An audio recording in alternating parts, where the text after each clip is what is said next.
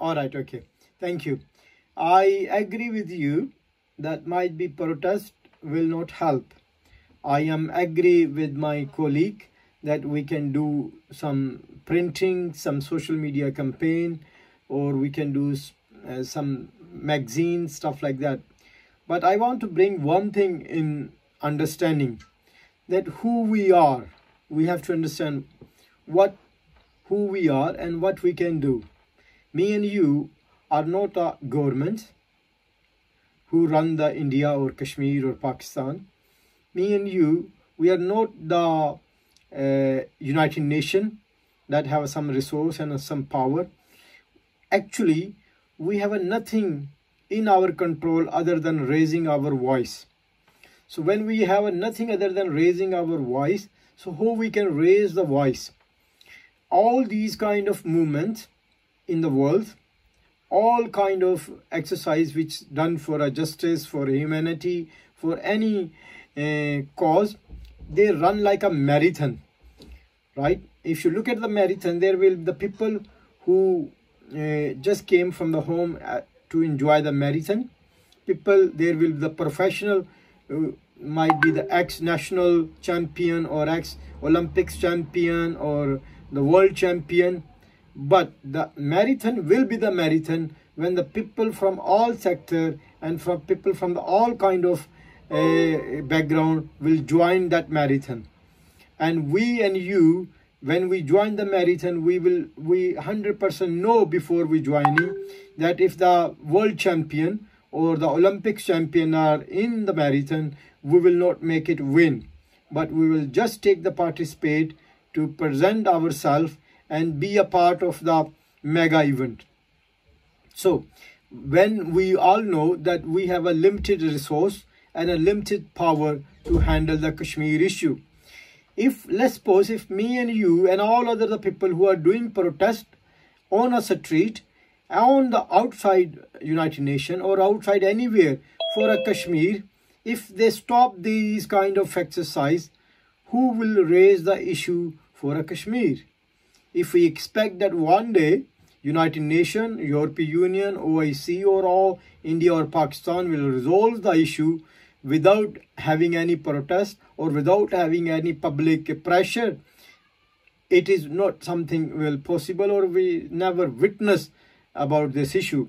I just want to recall and I want to mention me and Shoaib, when we done protests for Myanmar, we was not expecting that we will do something mega.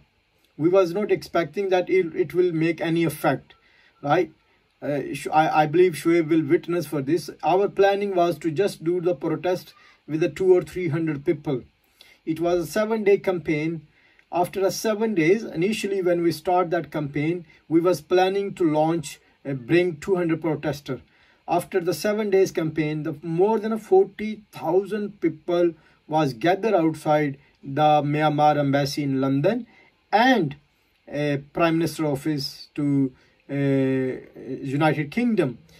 What impact we get because of that protest? It was not planned. It was not something we were expecting. It was not in our agenda. The UK government and the European Union withdraw £150 million aid which was due to deliver to the Myanmar army. So when we do these kind of protests, we just need to put our input. We know then when there was 1 million people was on a street of the London against the Iraq war, there was new, they were confirmed that Iraq war will not stop, but they came out, they done their protest, so they deliver a message for upcoming generation, and they set the example for people like us and you and me to when they have a conference meeting, when they consider what the protest will make a difference, we need to look at this. If people from 70 years ago, example when this Kashmir issue was pop up, if they stopped protesting and they were expecting that one day United Nations resolve this issue, we don't need to protest, we don't need to go on a road, we don't need to celebrate the 5th of February, 5th of Kashmir or independence. So how many causes will be remain live if there is no protest. In a Pakistani society, there is a one popular language or saying is very popular. Mother don't feed their children unless the children cry. So if you cry for something, if you demand for something, don't worry on what scale you will demand. If you not demand, the issue will not be resolved. So I believe, I agree with Brother Shoaib and all of you, we need to do much more. We can also launch, I agree with my sister, that we can do the media campaign, which will be a continuously some with a hashtag. We can start this protest outside Indian embassy. As my organization, we work in 57 countries with more than 32,000 volunteers around the world. We can do this protest not only in a United Kingdom. We can hold this protest anywhere, wherever our resource. It will not mean that we need 200 or 300 or 10,000 people everywhere. Even if we have a 2 member standing outside the Indian embassy, like in a Palestine, in a Yemen, in a Syria or America or a Canada, that will give something impact. So we need to look at the resource and the energy we have. I don't think so other than protest or putting on a social media, we can anything else we can do, because we are not a power. So let's launch this campaign with a joint effort to arrange the protest, and don't worried about the how many people will join. You have a wonderful people. I work with a Shoaib because I'm dealing with all of you in the first time. But the people like a Shoaib, we have 1 million people around us. But just we need to connect them with ourselves.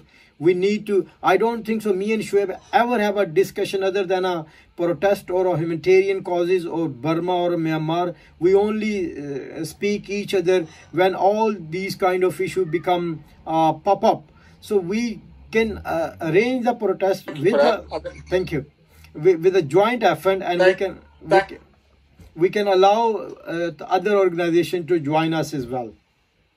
Yeah, thanks for that. And that's good to know. Beverly.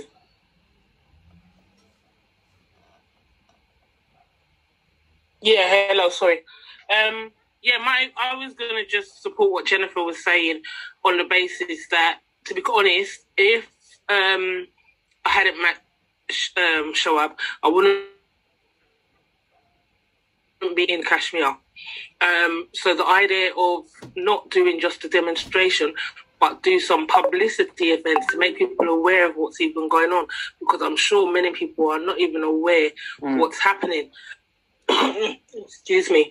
As we said, a demonstration, you know, you go and stand outside a building, you want to have that conversation, you want to have, like, this isn't acceptable.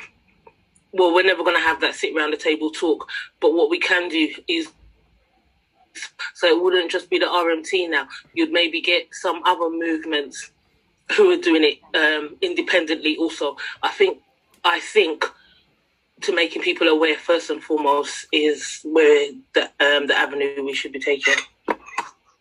Yeah, thanks, Jennifer. Thanks, Beverly. Jennifer, you want to come back? Yeah. Because this is what I was asking you on the text the other day. Have you got, like, organizations that you know of or that you've worked with? You know, like the protests the other day on Saturday, the People's Movement, I think it's called. They brought together, it was about maybe 10 groups. It's not just one group. Yeah. Because my concern is, if we as BMAC committee members organise something, because look what's happening for Saturday coming to Liverpool. We could barely get 10 confirmations. You know, so if for it to be effective, we need people. Say, for example, you would need, like, your Jeremy Corbyns, people who know about this situation, people who have spoken and who are already a known voice on it. Because me, I raise my hand, I can't go pick up a mic and say, this and this is what's happening. But if you say to me, let me go to my employment law or treatment at work or disability, then yeah, I'm there with you. You see what I mean? So we need to have some kind of structure. If it's like, speakers we're going to have even on the day, or if we're going to do like a little page or something, we can tag other unions in. That's where I think will make it more effective, rather than just get a BMAT where the banner's even, we don't know where the banner is at the moment, for example. I think we need some kind of structure of because if you watch how the other stuff's done, they don't just have RMT or one unison. They have other organizations, even if it's 10 unions that are coming out in support for whatever the cause is. We got, whether it's Oxfam, whether it's whoever it is, that they are also involved. Or if we've got like a high profile person like a George Galloway or whoever, who also speaks on the topic, I think that will be more effective than just say, well, the chair's going to speak, here's AJ, and AJ talk about the partition or talk about whatever. I just think that will bring more sort of, it will shine a brighter light on it than just having, who is BMAC? Do you know what I mean? In that sense, in the grand scheme of things. So I think we need to work on, if we are going to do it on the 5th of August, we've got just over a month. So we need some kind of structure. What message are we, is it a case of a leaflet to say, this is the history of what has happened? What is the aim of the protest? Is it about stop the annexation? Is it about free Kashmir? Is it about stop the blockade if there is one? Is it? I'm just bringing out themes that we do for like Cuba. Because when you say you want the RMT, we are the RMT. What will happen is this email you sent to Mick Lynch, he'll send it back to Jessica, who will send it back to us.